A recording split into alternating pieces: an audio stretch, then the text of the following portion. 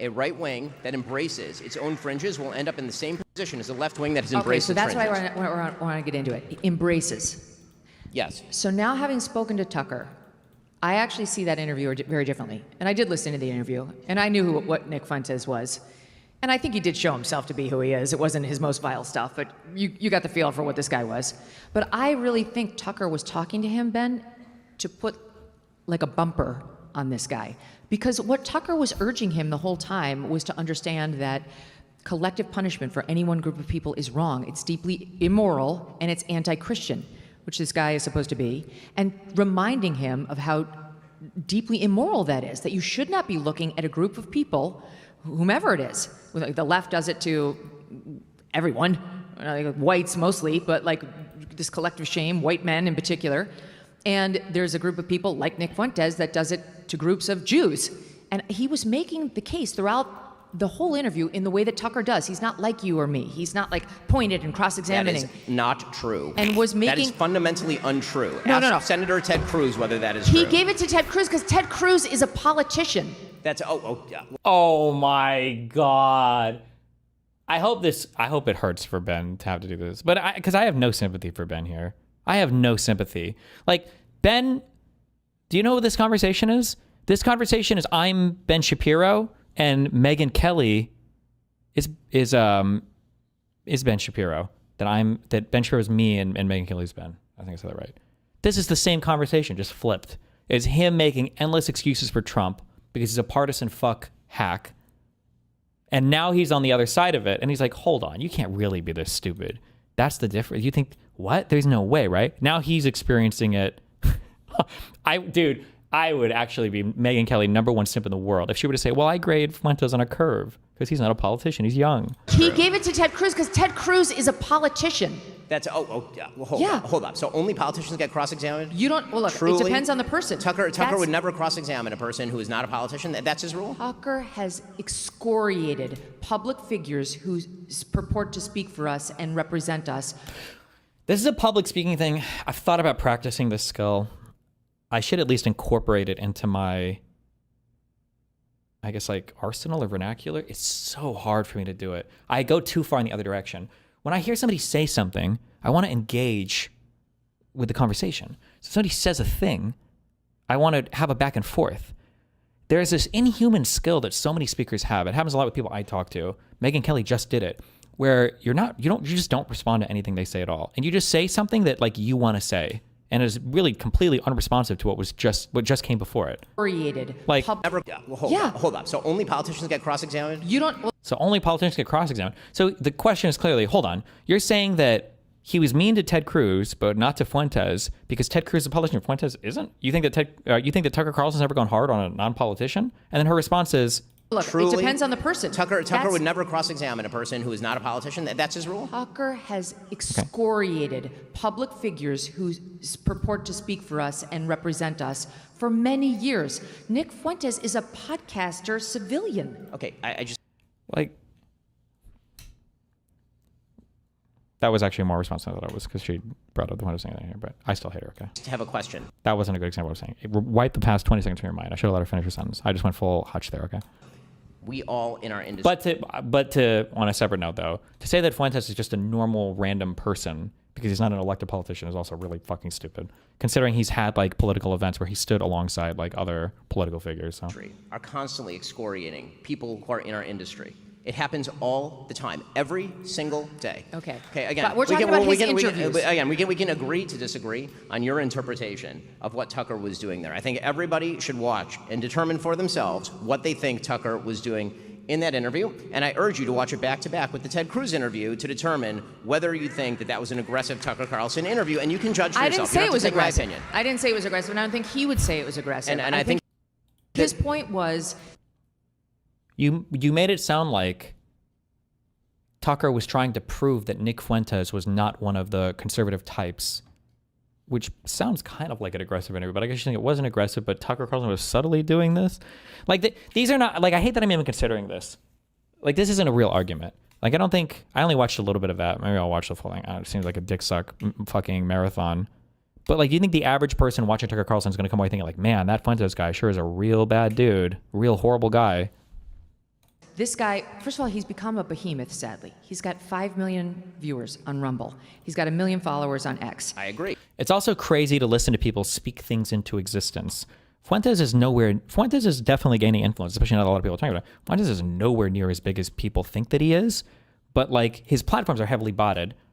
But then people speak some of these things into existence, like 5 million viewers on Rumble. Probably got like a couple thousand, right? Might be more like in the on the recent days, especially as he's getting mentioned by so many people and fighting with people. But to pretend that like all these numbers are real, but I guess like everybody watches social media now. Yeah. He's got 5 million viewers on Rumble. He's got 1 million followers on X. I agree. This is all before Tucker Carlson. And he was platformed, I hate that verb, but he was platformed by Patrick Bet-David. And he went on Dave Smith's show, and he went on another big show. He's been getting more and more purchase in the This is true now. political ecosphere, including right wing. And I think that's Patrick bad. Bet-David has a huge show. I know, but Patrick did you know that Patrick Bet-David had him on? Did his life blow up? Patrick Bet-David did a significantly more aggressive interview with Nick Fuentes than Tucker did. Okay, but my point is simply he's growing. He's growing in stature. And so what I saw Tucker do was not whitewash his ideas, but try to put bumpers up on the guy. I know Tucker well, and I think that was his approach. And the way, if you want to put a bumper up on Nick Fuentes, is it helpful to say, you're fucking vile, you're an anti-Semite? Yes. No, it isn't. Yes, it that is. doesn't put a... Yes, no. But they have no problem saying that about Democrats? No, it isn't. That makes the audience feel good because... Why is Megyn Kelly defending Nick? It's hard to say, and I don't know because I don't swim in conservative circles enough. It feels a little bit like so one of the things I've been saying for the past few years is you're going to be in an awkward spot when MAGA goes away because your conservative movement is a cult right now, okay? And a lot of your leaders in the conservative movement don't have their own aura. It's on loan from Donald Trump. So Trump is not like a kingmaker. He's not appointing other people to kind of like serve in his stead after his legacy ends. Once Trump is gone, Trump doesn't give a fuck. He's out of here. He doesn't care at all. And so I think there's going to be this weird reshuffle as soon as conservatives realize, okay, the Trump shit is done. It might be midterms, maybe. Once they realize like the Trump shit is done and the MAGA shit doesn't matter anymore, it's going to be a bunch of reshuffling to figure out who are new political leaders. I don't think it's going to be anybody in this admin. The Trump kids are all fucking losers. Except maybe Bannon. Barron. I don't know how young he is. He's like 12. I don't know how fucking old he is. But like the Eric and the other guy are fucking losers. So I don't know who's going to be the next like political leadership in the MAGA movement, or not the MAGA movement, in the new conservative party. So you've got this weird fracturing that's kind of happening right now with Candace Owens and Nick Fuentes. Personally, I want to say that it can't. That can't grow too much, that you're always going to have an upper limit on like insanely hateful movements like that. Although I just haven't consumed Fuentes' stuff recently. So it might be more chill than it was a few years ago when he was like on the hardcore griper shit. But it's also hard to predict because damn, conservatives have done so much shit now that I never would have expected them to do. So who the fuck knows? Oh, true. Marjorie Taylor Greene might be the one. If I had to, if somebody put a gun on my head and forced me to predict, Marjorie Taylor Greene would be my prediction for who to look out for. Because this is a person who does have political aura on their own, who has at times stood against the Trump administration. He's kind of sort of doing it now. And she's a monster fundraiser. She has a strong personality. She's relatively young. Like Marjorie Taylor Greene might be the one that's looking at, you know, the next phase maybe. But who knows? Maybe not. You have hand-to-hand combat, but it doesn't help change that guy's view or his extremeness at all. Okay, I'll tell you what doesn't change Nick Fuentes' view. Tucker Carlson with his arm around. Wait. I feel the Republican fracture has happened so many times now over the past 10 years. It doesn't really seem to go anywhere. It just gets forgotten as with everything else. Not a real fracture. The fractures that you're thinking about are the fake bullshit ones that I think I usually call it as fake bullshit ones. There was only one time when it seemed like there was a legitimate fracture, and I would say the one legitimate fracture was January 6th, because that was the first time that some Republicans had left the party. But the big thing there, the thing that was really operating on the political level, was people were like, ooh, I don't know if Trump is going to run again. Because he lost that election, Jan 6 looked really bad, and he had 4 years to the next one. He's pretty old. You know, I don't know. Will Trump actually run again? And there was this like, I think what I remember is this like 1 to 2 year period where it was like maybe, you know, DeSantis and these other people. But as soon as Trump came back, that was it. And yeah, like people pretend that like Epstein was a legitimate fracturing. I don't think so. Most of the stuff people just listen to Trump and follow him 100% on. At all. Or people think like the H-1B thing was a legitimate fracturing. No, that was Twitter shit. that, but it doesn't help change that guy's view or his extremeness at all. Okay, I'll tell you what doesn't change Nick Fuentes' view. Tucker Carlson with his arm around Nick Fuentes, grinning for the camera, while Nick Fuentes tweets out America first, and then triumphantly goes on the air the next day to explain that he has essentially used Tucker Carlson as a vehicle for manipulating other people. Okay, that's what Nick Fuentes is saying, not me, Nick Fuentes. Okay, and Nick Fuentes... But you've been used as a vehicle for Trump and MAGA. Like, you're part of this. Like, you put the gun in their hands, my friend. Like, I don't know. Maybe he sees us. I don't know. I hate these people. And by the way, I will, again, say that Tucker Carlson, when you say to some... This is one of the reasons, too. Fuck. Can anybody find an article about the polling of Prop 50 when it first came out? I swear to God, it was like in the low 40%.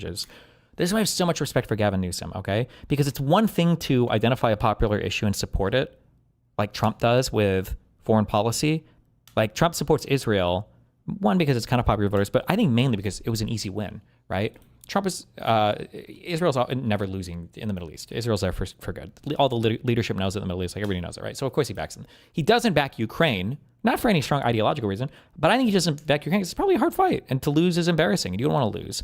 But you know, what do they say? Nothing ventured, nothing gained. For Newsom to stake out that Prop 50 position, it was already a brave thought that he was going to say, I'm going to counteract what they're doing, which Democrats don't normally do. We're usually like, oh yeah, right? Like, I'm going to do the redistricting thing, right? That was a big deal, and it was unpopular at first. So he knew he would have had to fight a political battle for it with all the stuff that entails, while also governing.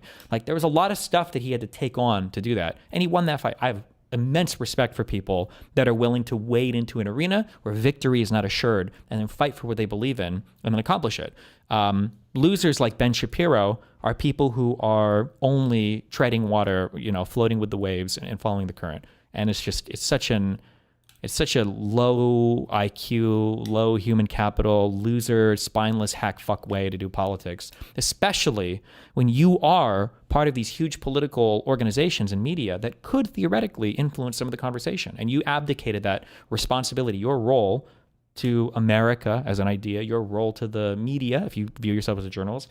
I think your role to your friends and family, to your fans, to the people that listen to you, you abdicated that to basically swallow Trump cum at a high enough velocity to shoot it out your asshole into the mouths of your fans as quickly as possible to make an extra buck or to have a little bit more influence. I just have no respect for people like that. Again, say that Tucker Carlson, when you say to somebody in an interview, do you condemn anti-Semitism? And then the person says, sure, which is what Nick Fuentes said. He said, I'm not an anti-Semite, which is blatantly untrue. Oh, shit. Did it start this low? Support for Prop 50 was at 33% August 5th, 36% by August 12th. So maybe averaged it at around 40% maybe-ish, maybe a little higher than that. And then, yeah, he did it. He carried it. I don't know what happened August 12th. Something happened, but good job. Yeah. A responsible journalist would then follow up, demonstrating that that is false. Tucker did not do that. He allowed him to get away, which is what Nick Fuentes said. He said, I'm not an anti-Semite, which is blatantly untrue. Yeah. A responsible journalist would then follow up, demonstrating that that is false. Tucker did not do that. He allowed him to get away with that, and then he allowed him to talk about, quote-unquote, organized Jewry, followed by Nick Fuentes being treated to a disquisition by Tucker Carlson about why Christian Zionists of all human beings on earth are the people that he hates the most. He took that back. You can't take that back. How do you take that back? He did. He took that back. Listen to this ghoul. Oh my God. Like, this fucking this disgusting wench, like, went so fucking hard on Biden and the Dems on every single little fucking thing. But like on her own side, well, he didn't mean that. He took it back. They're so soft. They're so kitty mode. They're like pit bulls when it comes to Democrats. And then they're the cutest little fluffy kitty bunnies when it comes to crazy shit on the side. It's insane to me. Took that back. You can't take that back. How do you take that back? He did. I hope Ben wants to kill him. I hope you're frustrated as fuck, because this is how I felt talking to Ben. well, I think the guardrails will hold. Well, it's okay. Would Trump really do all the horrible, crazy fucking shit that he said he's going to do and he tried to do? Well, I don't. I think guardrails held. It should be fine. I hope you feel the same fucking thing that I fucking felt when I was talking to you. I hope it feels bad. How? Because he went, he then, spoke then he to... should, then he should no, explain why it was wrong. He should explain why Christian Zionists are actually wonderful people. Tucker is very... And, sorry, one more thing. You can see what I'm saying before in that these people are not stupid. These people are not stupid. These people are pretty intelligent. They know, Ben knows what should be done. What is the responsibility of a good journalist? How do you actually show that you don't approve of a message? How do you actually show contrition or a change of mind in something?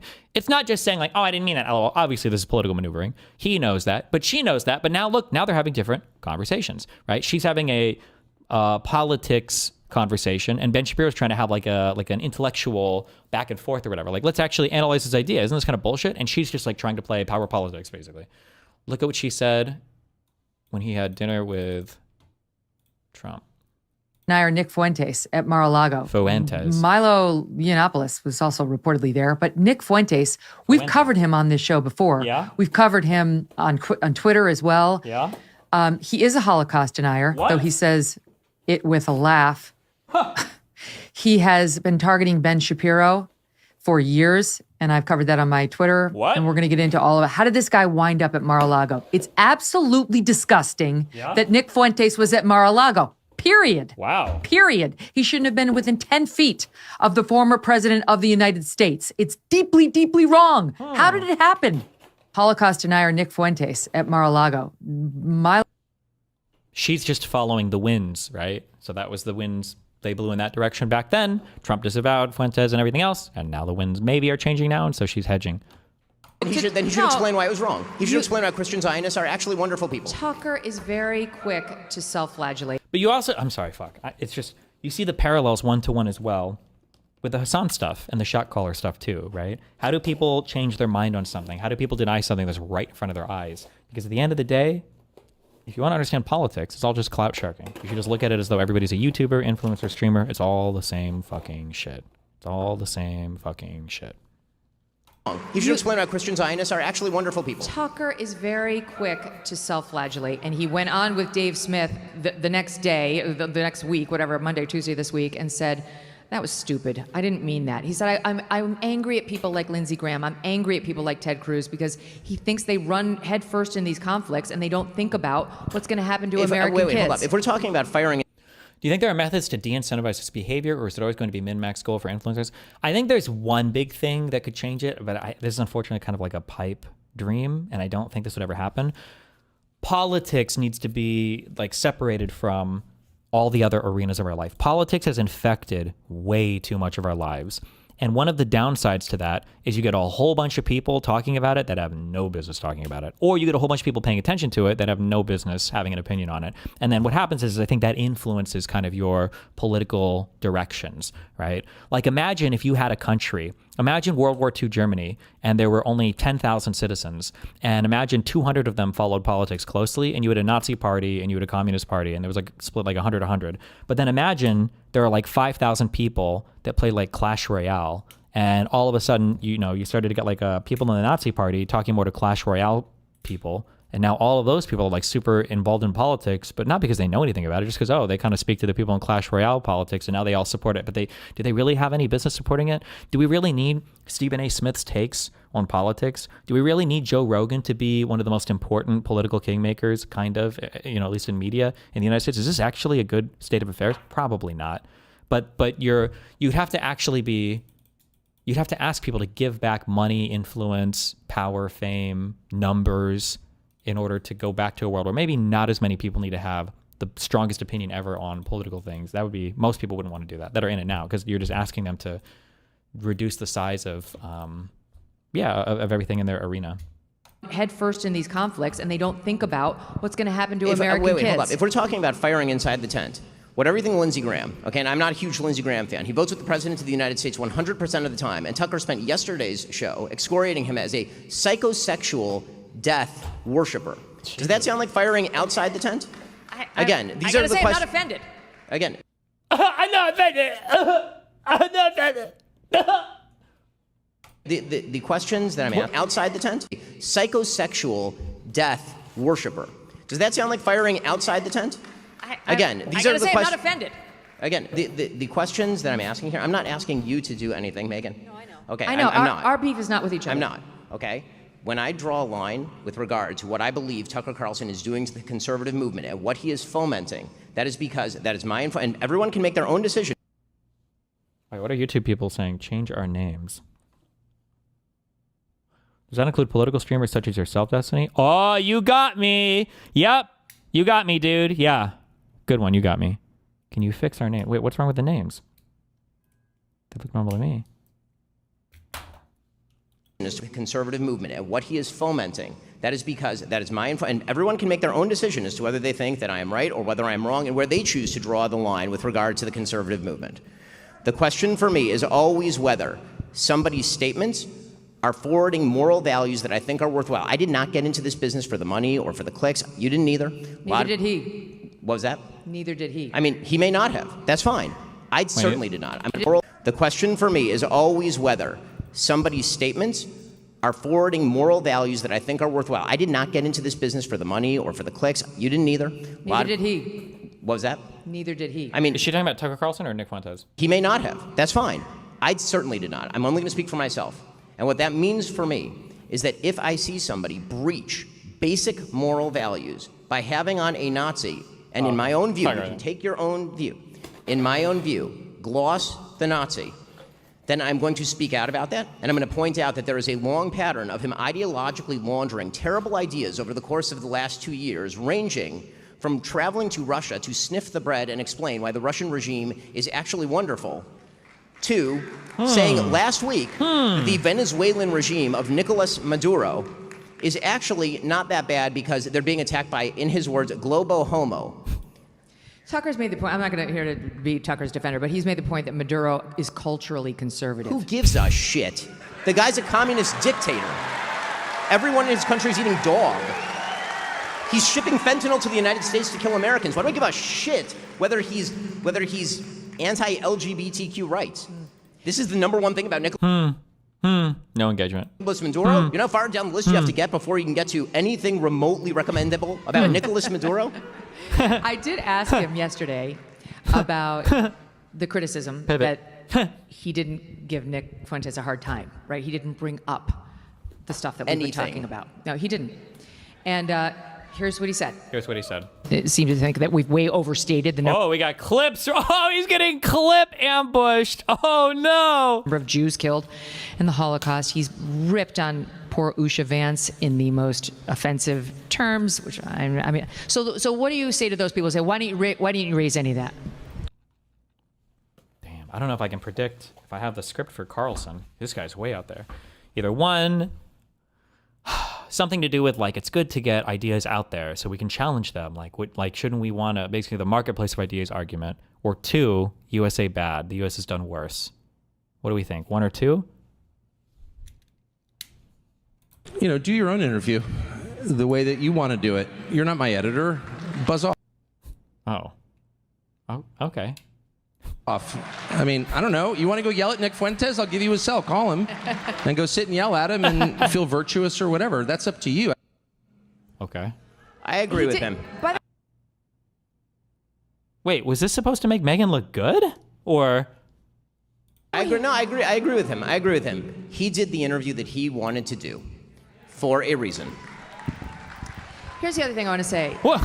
We all have different approaches in this industry, you know, and there's been a lot that people in podcasting have said that I disagree with, including many of the names that we've discussed tonight. I mean, we disagree too. I mean, yes, Yeah, of course. but well, I mean, yes, rarely, but sometimes we do. But my own personal approach, generally, when it's someone who's Marketplace of on ideas. what I consider Marketplace to be of my ideas. side, the side of And sanity. this is the entire question, is whether I consider Tucker Carlson to be on my side. I get it. But I would just say, just for the record, my own general approach, and this is my audience here, so they know, is in general, I will take on a position and I will make clear how I feel. For example, I've been asked, and some of my audience is mad at me for this, but what do you think happened to Charlie Kirk? And I believe a man named Tyler Robinson shot and killed Charlie Kirk. I believe Wait, what? How did we get here? on what I consider to be my side, the side of sanity. And this is the entire question, is whether I consider Tucker Carlson to be on my side. I get it. But I would just say, just for the record, my own general approach, and this is my audience here, so they know, is in general, I will take on a position and I will make clear how I feel. For example, I've been asked, and some of my audience is mad at me for this, but what do you think happened to Charlie Kirk? And I believe a man named Tyler Robinson shot and killed Charlie Kirk. I believe he was influenced by trans Tifa, radical trans activists, that he fell in with a lunatic that goes by Lance Twiggs, that guy was extremely radical. We don't know any of that. There's no evidence, by the way, for any of that whatsoever. She should be things I can't Fed post. But yeah. And that he and possibly a band of others convinced this guy that violence was the answer. And I believe others knew about it before Charlie was killed. That's what I believe. And until you can show me cold, hard proof that it was something other than that, that's... You have to prove that. So you get to have a default assumption that, with no evidence, by the way, and then somebody has to prove otherwise? What? That's what I'm going with, and I don't want to do or say anything that will jeopardize the FBI investigation. You already have, you dumb bitch. And prosecution of that guy to make sure he spends the rest of his life either behind bars or on the wrong end of a firing squad. But that's... So I feel like I can make these points without attacking people who generally are on my side in fighting... What should her assumption be? As of this point in time, there is no strong evidence for any political ideology of the shooter. That we have his history, which is he grew up as a fucking white Mormon dude in a pretty conservative state, but we don't really know much. My guess would be he probably leaned left, given that he had a trans/gay roommate or whatever the fuck that is. But in terms of being radicalized by any ideology, there's absolutely zero evidence anywhere for that at all. There was nothing that came from his Discord that looked radical at all. The text messages that came supposedly from his partner, none of those look radicalized. That person wasn't encouraging anything. Nothing radical has come from his partner. There's no evidence of any political radicalization one way or another at all for this person. Without attacking people who generally are on my side in fighting the deranged leftists who are killing us. But my point is, so 2 points. One, you have to define your side. You do. There are limits to the All side. the people who don't want to kill others based on their political ideology. Do you see Turkey Time's video on the trans roommate? No. Oh, I mean, unless more stuff came out about the roommate, I would have to see. But there was nothing in the text messages in the indictment that made the roommate look like they seemed shocked that the guy had killed Charlie. Define your side.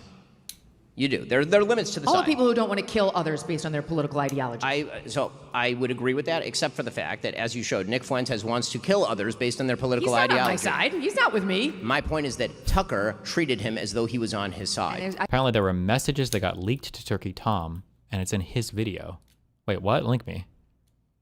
It's all unverified, but he says he has a source. His mom said he was a lefty. Yeah, but his mom is also a MAGA, so she's fucking retarded. Lefty to his mom could literally mean a fucking never Trump conservative. I don't think it was like that. I'd like to start this video by saying that 47 minutes, bros. You're gonna have to give me a timestamp. I see it differently. I think he I did know- an I know you do. exploratory interview where there was a possible attempt to put a bumper up on this guy. I think that we don't have to go over ground that we've already covered. We can agree to disagree on that, and everyone can make up their own mind after going and watching the interview yourself. Let's be blunt. Gold is up around 40%. Good one.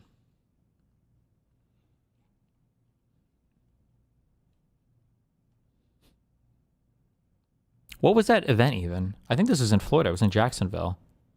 I think it released logs in the description. Okay. I might look at it later. I still have to do we can't do news for 12 hours today. I got to do my abortion prep.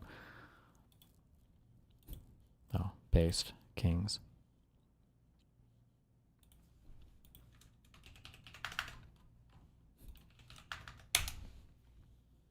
When you say you believe that Charlie Kirk was betrayed by someone close to him, what do you mean?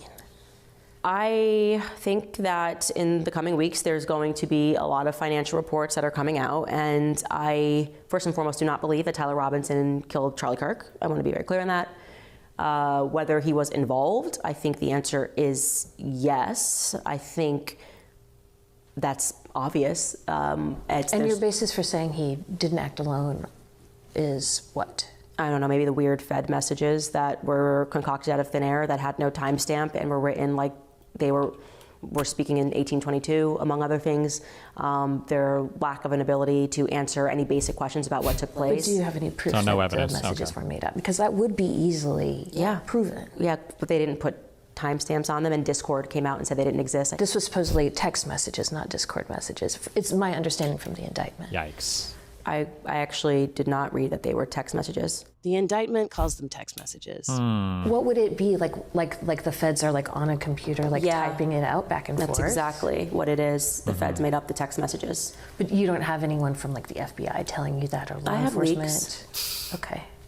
No. Has anyone leaked? I noticed this talking thing more. Maybe people have always done this. I just haven't paid attention to it enough. Because I know Lauren De Laguna does this. Taylor Lorenz did it a ton in my convo. This like half-truth thing. Like, you know they're lying, right? Did somebody leak this to you? I have leaks. That wasn't the question, right? Telling you that, or law I have enforcement? leaks. Okay. No. Has anyone leaked to you? And that- Tyler Robinson But has anyone said to you, even off the record, like, yeah, we... Actually, fuck. This makes me think also she's not actually schizophrenic. It is intentional. Because I think if she was having delusions, I don't think she would lie in such a tactical way. I think this is like an intellectualized conspiracy theorist, not like a schizo person, an actual... To you, even off the psychotic. record, like, yeah, we faked these. I have very strong sources everywhere on both sides. Okay. Well, I look forward to seeing the evidence of that. You won't. Sure. Because when we keep talking about evidence, it's like, who's going to present that evidence? Like the mainstream media? Like who are you expecting to come Yes, that would be a out? hot story. No, it wouldn't be. It would be. It wouldn't be. If the FBI, like if I had a source telling me. I like that nobody believes this because nobody knows anything about how media works. But like, if you had that story, you would rush to publish that story. That would be an insanely sensational story. Like everybody would want to publish that if you could verify it. Like if I had proof that the FBI faked those messages, that would be an enormous story. Yeah, I kind of feel like we live in a post-Epstein world and we know how stories get shut down. Oh, okay. Mm-hmm.